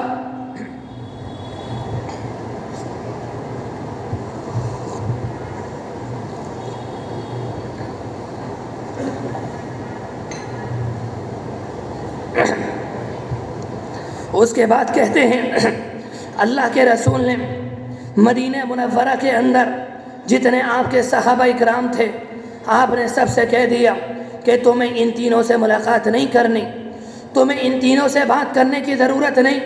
کعب ابن مالک کہتے ہیں کہ ہم تینوں کا مدینہ منورہ کے اندر بائیکاٹ کر دیا گیا کہ ہمارا کوئی دوست، ہمارا کوئی جگری یار، ہمارا کوئی خاندان کا آدمی ہم سے بات نہیں کرتا۔ کعب ابن مالک کہتے ہیں کہ میرے دو ساتھی کمزور تھے، وہ اپنے گھر کے اندر بیٹھ گئے، وہ گھر کے اندر روتے، اللہ سے توبہ کرتے، اللہ سے استغفار کرتے۔ خود کہتے ہیں میں ان میں طاقتور تھا، میں کمزور نہیں تھا، میں جوان تھا، مجھ سے گھر کے اندر رہا نہ گیا، میں اپنے گھر سے نکلتا، میں بازار کے اندر آتا، میں صحابہ اکرام کے پاس آتا، میں اللہ کے رسول کی مسجد میں آتا، اللہ کے رسول کے پیچھے نماز پڑھتا، میں لوگوں سے بات چیت کرنے کی کوشش کرتا، کوئی مجھ سے بات نہ کرتا۔ مسجد میں آپ نماز کے بعد مسجد میں بیٹھتے، آپ کی مجلس میں آتا، میں آپ کو سلام کرتا اور خاموشی سے اس بات کی کوشش کرتا کہ جب میں نے پیغمبر کو سلام کیا میرے سلام کے جواب میں پیغمبر کے ہونٹ مبارک ہلے یا نہ ہلے۔ کہتے ہیں مارے شرم کے میری ہمت نہیں ہوتی تھی کہ پیغمبر کے رخسار کو دیکھ لوں۔ اس کے بعد کہتے ہیں کہ میں پیغمبر علیہ السلام کی مسجد میں آتا، پیغمبر علیہ السلام جس جگہ بیٹھے ہوتے تھوڑے فاصلے سے نفل نماز کی نیت باندھتا اور کنکیوں سے دیکھنے کی کوشش کرتا کہ اللہ کے رسول مجھے دیکھ رہے ہیں کہ نہیں۔ جب میں نماز کے اندر ہوتا مجھے ایسا لگتا کہ جب میں نماز میں ہوتا ہوں اللہ کے رسول مجھے دیکھ رہے ہیں، میری نماز کو دیکھ رہے ہیں۔ جیسے ہی میں نماز سے فارغ ہوتا پیغمبر کو دیکھتا، پیغمبر مجھ سے چہرے کو پھیر لیتے۔ اس طرح سے بے رخی تمام مسلمان کر رہے تھے۔ اس کے بعد کہتے ہیں میرا ایک دوست تھا، وہ میرا جگری یار تھا، وہ میرا چچا زاد بھائی تھا، میں اس سے محبت کرتا تھا۔ ان کا نام ابو قتادہ رضی اللہ عنہ ہے۔ ان کا ایک باغ تھا، باغ کی چاغر دیواری تھی، مجھے لگا وہ باغ کے اندر ہے، میں نے دیوار کو پھاندا اور باغ کے اندر گیا۔ میں نے اپنے بھائی کو سلام کیا، اس نے میرے سلام کا جواب نہیں دیا۔ اس وقت میں نے کہا میں تجھے اللہ کی قسم دے کر دیتا ہوں، میں تجھے اللہ کی قسم دے کر معلوم کرتا ہوں، ذرا یہ بتا کہ میں اللہ کے رسول سے محبت نہیں کرتا۔ اس نے میری بات کا جواب نہیں دیا۔ میں نے دوبارہ کہا، اس نے میری بات کا جواب نہیں دیا۔ میں نے تیسری مرتبہ کہا، اس نے میری بات کا جواب نہیں دیا۔ اس نے کہہ دیا اللہ و رسولہ عالم، اللہ اس کے رسول بہتر جانتے ہیں۔ میرے بزرگوں اسے کہتے ہیں اطاعت، اسے کہتے ہیں پیغمبر کی اتباع۔ جب پیغمبر نے صحابہ سے منع کر دیا کہ تمہیں ان تینوں سے بات نہیں کرنی، تو ان کے جگری یار ہوں، ان کے والدین ہوں، ان کے بھائی بہن ہوں، پیغمبر دیکھیں یا نہ دیکھیں، وہ پیغمبر کے حکم پر اس طرح سے عمل کرتے تھے۔ انہوں میں سے کسی نے ان سے یعنی کعب ابن مالک سے بات نہیں کی۔ میرے بزرگ کعب ابن مالک کہتے ہیں جب اس نے میری بات کا جواب نہیں دیا بے اختیار میری آنکھوں سے آنسو نکلنے لگے۔ میں باہر آیا، ایک مرتبہ یہ ہوا میں مدینے کے بازار میں تھا، مدینہ منورہ کے بازار میں شام کے علاقے سے لوگ آتے، وہاں سے غلہ لاتے، مدینہ منورہ کے بازار میں فروخت کرتے۔ ایک باشندہ یعنی ملک شام کا آواز لگا رہا تھا کون ہے جو مجھے کعب ابن مالک کے بارے میں بتائے۔ صحابہ اکرام کا جذبہ یہ تھا، وہ اللہ کے رسول کی اطاعت اس طرح سے کرتے تھے، کسی نے اپنی زبان سے نہیں کہا، بس اشارے سے کہہ دیا یہ جو کھڑے ہیں، یہ جو جا رہے ہیں، یہ کعب ابن مالک ہیں۔ وہ میرے پاس آیا، میرے پاس آیا، اس کے پاس غسان کے بادشاہ کا خط تھا۔ ان نے مجھے خط دیا، کہتے میں پڑھا لکھا آدمی تھا، میں نے خط کو کھولا، میں نے پڑھا، خط کے اندر لکھا ہوا تھا سنا کہ تمہارے پیغمبر نے، سنا کہ تمہارے نبی نے تمہارا بائیکاٹ کر دیا، وہ تم سے بات نہیں کر رہے، ان کے ماننے والے تم سے بات چیت نہیں کر رہے، انہوں نے تمہیں ہلاک کر دیا، انہوں نے تمہیں ضائع کر دیا، اللہ نے تمہیں ضائع ہونے کے لیے پیدا نہیں کیا۔ وہ بادشاہ اپنے خط میں لکھتا ہے تم ہمارے پاس آؤ، ہم تمہارا اکرام کریں گے، ہم تمہارا احترام کریں گے، ہم تمہیں اپنے آپ کا، اپنی تعلیم کا، اپنے مذہب کا بڑا آدمی بنائیں گے۔ کعب ابن مالک کہتے ہیں یہ بھی میرے اوپر ایک بہت بڑی آزمائش تھی۔ میں نے اس خط کو لیا اور میں تندور کی طرف بڑھا اور میں نے اس خط کو تندور کی نظر کر دیا۔ میں نے اس انسان سے کہا اپنے بادشاہ سے کہہ دینا کعب ابن مالک نے تمہارے خط کا یہ جواب دیا ہے۔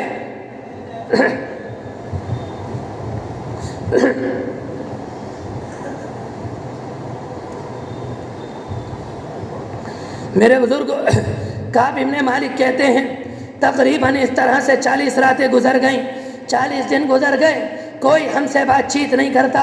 میرے بزرگوں سننا بہت آسان ہے، گھر میں اگر ماں بولنا بند کر دے، گھر میں اگر بہن بولنا بند کر دے، گھر میں اگر چچا بولنا بند کر دے، گھر کے اندر دل نہیں لگتا۔ انسان یہ چاہتا ہے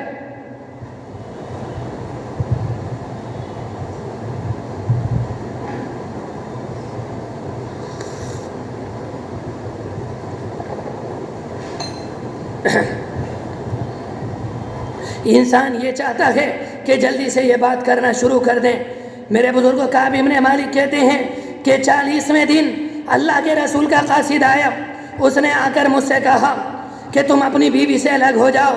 کہتے ہیں پورے معاشرے میں صرف میری بیوی تھی جو تھوڑی بہت میری خدمت کرتی، اس کے لیے بھی پیغام آ گیا کہ تم اپنی بیوی سے الگ ہو جاؤ۔ میں نے معلوم کیا کہ اپنی بیوی کو طلاق دے دوں، انہوں نے کہا تمہیں طلاق دینے کی ضرورت نہیں، انہوں نے کہا تم اپنی بیوی سے الگ ہو جاؤ۔ میں نے اپنی بیوی سے کہا تم اپنے گھر چلی جاؤ یہاں تک کہ اللہ تبارک و تعالی ہمارے بارے میں فیصلہ کر دے۔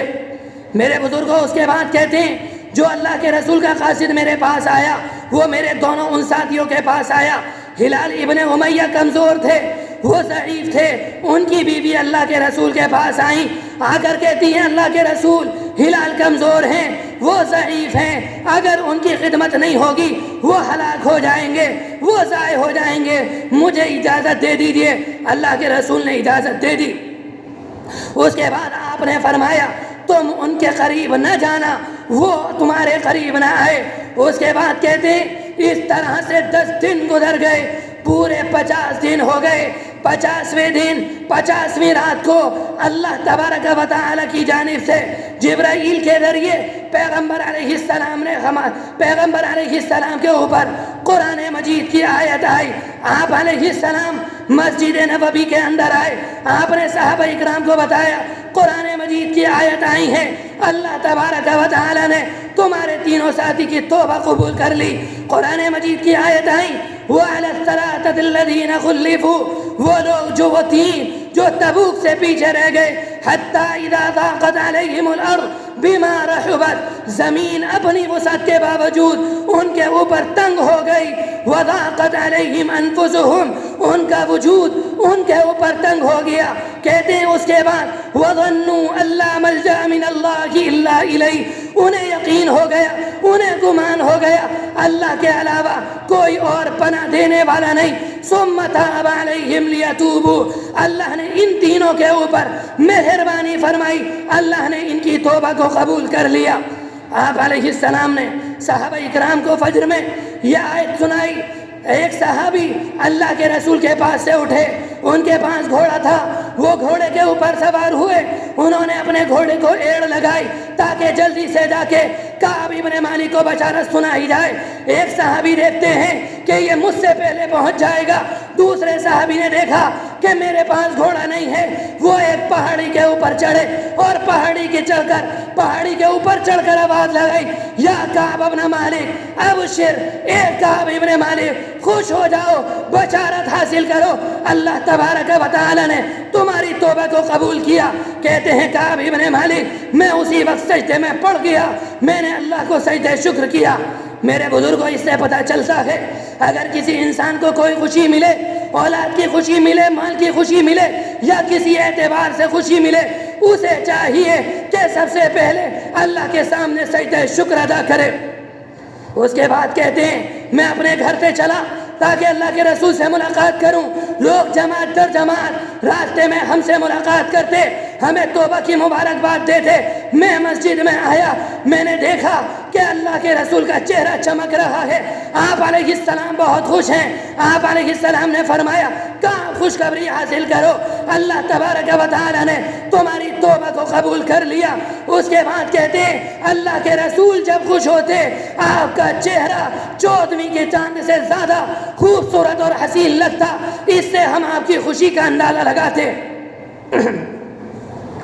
اس کے بعد کہتے ہیں میں نے معلوم کیا اللہ کے رسول یہ خوشی آپ کی طرف سے ہے یا اللہ کی طرف سے ہے۔ پیغمبر علیہ السلام نے آسمان کی جانب اشارہ کیا کہ یہ خوشخبری اللہ کی طرف سے ہے۔ اس کے بعد کعب ابن مالک کہتے ہیں اے اللہ کے رسول جب اللہ نے میری توبہ کو قبول کر لیا، میں چاہتا ہوں اپنا سارا مال اللہ کے راستے میں خرچ کر دوں۔ اللہ کے رسول نے کہا تمہیں سب خرچ کرنے کی ضرورت نہیں، تم تھوڑا سا اللہ کے راستے میں دے دو، باقی اپنے پاس رکھو۔ میرے بزرگوں اس سے پتا چلا اگر کسی کو کوئی خوشی ہو اسے چاہیے وہ تھوڑا سا مال اللہ کے راستے میں خرچ کر دیا کرے۔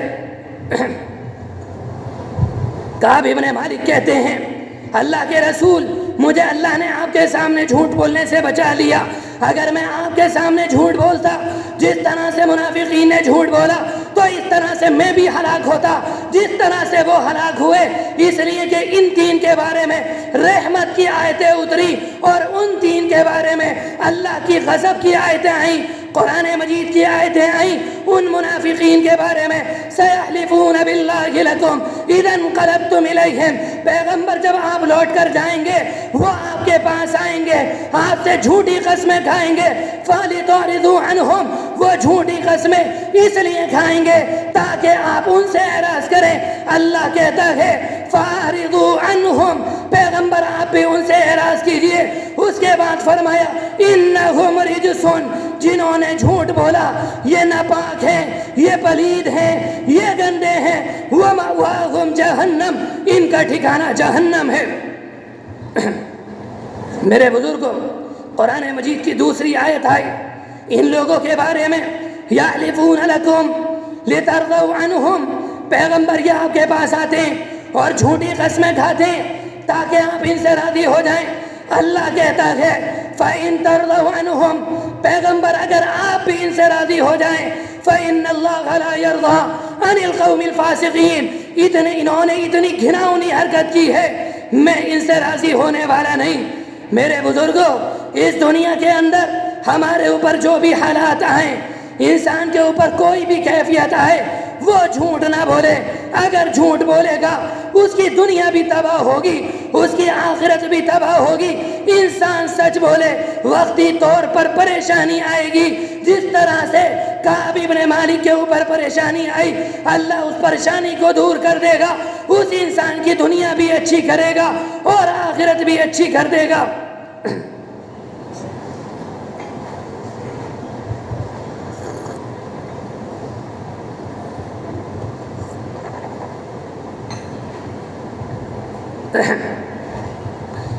میرے بزرگوں، یہ توبہ والی رات ہے، اس وجہ سے میں نے آپ کے سامنے کعب ابن مالک کا توبہ کا واقعہ جو حدیث شریف میں موجود ہے آپ کے سامنے تفصیل سے بیان کرنے کی کوشش کی۔ حدیث شریف کے اندر آتا ہے، ابو سعید خدری رضی اللہ عنہ بیان کرتے ہیں، پیغمبر علیہ السلام نے فرمایا کہ تم سے پہلی امتوں کے اندر ایک نوجوان تھا جس نے 99 آدمیوں کو قتل کیا۔ جب اس نے 99 آدمیوں کو قتل کیا، وہ اپنے گناہ کے اوپر نادم ہوا، وہ اپنے گناہ پر شرمندہ ہوا، اسے احساس ہوا میں نے یہ غلط کام کیا۔ اس کے دل میں جب یہ احساس آیا، اس نے لوگوں سے معلوم کیا دنیا کے اندر سب سے بڑا عالم کون ہے۔ اسے ایک راہب کا پتہ بتایا گیا، وہ اس راہب کے پاس آیا، اس نے راہب سے کہا کہ ایک انسان ہے جس نے 99 کو قتل کر دیا ہے، کیا اس کی معافی ہو سکتی ہے؟ اس راہب نے کہا جو 99 کو قتل کر دے اس کی کوئی معافی نہیں۔ اس انسان نے اسے بھی قتل کر دیا۔ اس طرح سے اس نے 100 انسانوں کو قتل کیا۔ اسے اپنے اس فعل پر بہت شرمندہ ہوا، بہت نادم ہوا۔ اس نے پھر امید جاگی کہ اللہ مجھے معاف کر دے، میں نے بہت گناہ کیے۔ اس نے لوگوں سے معلوم کیا دنیا کے اندر سب سے بڑا عالم کون ہے۔ اسے ایک عالم کا پتہ بتایا گیا، یہ اس عالم کے پاس آیا، اس عالم سے کہا ایک انسان ہے جس نے 100 انسانوں کو قتل کیا ہے، کیا اس کی معافی ہو سکتی ہے؟ عالم نے کہا کیوں نہیں، اس کی معافی ہو سکتی ہے۔ وہ کون ہے جو بندے کی توبہ کے درمیان رکاوٹ بن سکتا ہے؟ اس عالم نے کہا تم اس بستی کو چھوڑ دو، فلاں بستی کے اندر چلے جاؤ، وہاں پر ایک اللہ کے نیک بندے ہیں، وہ اللہ کی عبادت کرتے ہیں، تم بھی ان کے ساتھ جا کر اللہ کی عبادت میں مشغول ہو جاؤ، اپنے گناہوں پر نادم ہونا، اللہ تمہارے گناہ کو معاف کر دیں گے۔ اللہ کا کرنا یہ ہوا، جب وہ بندہ چلا اور جب وہ راستے میں آیا، راستے میں اس انسان کا انتقال ہو گیا۔ میرے بزرگوں، عذاب کے فرشتے آ گئے، رحمت کے فرشتے آئے۔ عذاب کے فرشتے کہتے ہیں اسے ہم لے کر جائیں گے، اس نے 100 انسانوں کو قتل کیا ہے، اس نے دنیا میں نیک کام نہیں کیا، اسے ہم لے کر جائیں گے۔ رحمت کے فرشتے کہتے ہیں اس نے 100 کو قتل کیا ہے، توبہ کے ارادے سے جا رہا ہے، اللہ سے معافی مانگنے جا رہا ہے، اللہ غفور الرحیم ہے، اگر یہ توبہ کر لیتا اللہ اس کے گناہ کو معاف کر دیتا، اسے ہم لے کر جائیں گے، یہ سچی نیت سے جا رہا ہے۔ ان دونوں میں جھگڑا ہو رہا تھا، اللہ تبارک و تعالی نے ایک تیسرے فرشتے کو انسان کی شکل میں بھیجا. اس نے کہا کیا بات ہے؟ دونوں فرشتوں نے ان کے سامنے اپنی بات رکھی. اس فرشتے نے کہا کیا پریشانی کی بات ہے؟ جدھر سے آ رہا ہے اس زمین کو ناپ لو، اور جس بندے کی طرف جا رہا ہے اس زمین کو ناپ لو. جو زمین قریب ہو وہ فرشتے اسے لے جائیں. میرے بزرگوں، دونوں زمین کو ناپا گیا. ایک روایت کے اندر آتا ہے جس بستی کی طرف جا رہا تھا وہ زمین قریب نکلی، رحمت کے فرشتے لے گئے. ایک روایت کے اندر آتا ہے جس زمین کی طرف جا رہا تھا اس زمین کی طرف صرف ایک بلشت کن تھا، رحمت کے فرشتے لے گئے. ایک حدیث میں آتا ہے، ایک روایت میں آتا ہے وہ دونوں زمینوں کے درمیان اس کا انتقال ہوا. وہ جدھر سے آ رہا تھا اللہ نے اس زمین کو حکم دیا تبادی تو پھیل جا. وہ زمین پھیل گئی، اور جس نیک بندے کی طرف جا رہا تھا اللہ نے اس زمین کو حکم دیا تقاربی تو قریب ہو جا. وہ زمین سکڑ گئی، وہ زمین قریب ہو گئی، رحمت کے فرشتے اسے لے گئے. میرے بزرگوں، اس انسان نے 100 کو قتل کیا، ابھی توبہ نہیں کی تھی، توبہ کی نیت کی تھی، اللہ نے اسے معاف کر دیا. قرآن مجید کے اندر فرمایا لا تقنطوا من رحمت اللہ، میرے بندوں مجھ سے مایوس نہ ہونا، میرے بندوں میری رحمت سے مایوس نہ ہونا. یہ قرآن مجید کے اندر فرمایا لا تقنطوا من رحمت اللہ ان اللہ یغفر الذنوب جميعا، اللہ تمہارے گناہ کو معاف کر دے گا. ان اللہ غفور الرحیم، اللہ معاف کرنے والا ہے. ایک روایت کے اندر آتا ہے آپ علیہ السلام نے فرمایا جب کوئی گناہ گار بندہ جس کے گناہ اتنے ہوں زمین سے لے کر، زمین کی سطح سے لے کر آسمان کی فضا تک اس کے گناہ ہو، وہ گناہ لے کر اللہ کی طرف جائے، اللہ سے معافی مانگنے جائے، اللہ اس سے بڑی رحمت لے کر اپنے گناہ گار بندے کی جانب آتا ہے اور کہتا ہے میرے بندے تیرے گناہوں سے میری رحمت بڑی ہے، میری رحمت تیرے گناہ کو ڈھانپ لے گی. تو مجھ سے استغفار کر لے، تو مجھ سے گناہوں کی معافی مانگ لے، میں تجھے معاف کر دوں گا. میرے بزرگوں، یہ توبہ کی رات ہے. اللہ سے مایوس ہونے کی ضرورت نہیں. اپنے کیے پر توبہ کہتے ہیں. انسان اپنے گناہ پر نادم ہو، اپنے گناہ پر شرمندہ ہو، سچے دل سے توبہ کرے، آئندہ گناہ نہ کرنے کا عہد کرے. اگر انسان اس طرح سے توبہ کرتا ہے اللہ اپنے بندے کی توبہ کو قبول کرتا ہے. امید ہے انشاءاللہ تمام لوگ سچے دل سے توبہ کریں گے.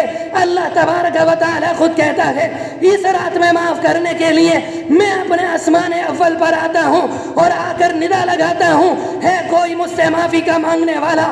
ہم سب کہیں گے اے اللہ آج کی اس رات میں ہم آپ سے معافی مانگنے والے ہیں، ہم آپ سے معافی مانگنے والے ہیں، تو معاف کر دے. اللہ کہتا ہے میرے بندو جب تم مجھ سے معافی مانگو گے میں تمہیں معاف کر دوں گا. میرے بزرگوں وقت کافی ہو چکا، جو کچھ کہا گیا، جو کچھ سنا گیا اللہ تبارک و تعالی کہنے سننے سے زیادہ عمل کرنے کی توفیق نصیب فرمائے. آمین. وآخر دعوانا ان الحمد للہ رب العالمین.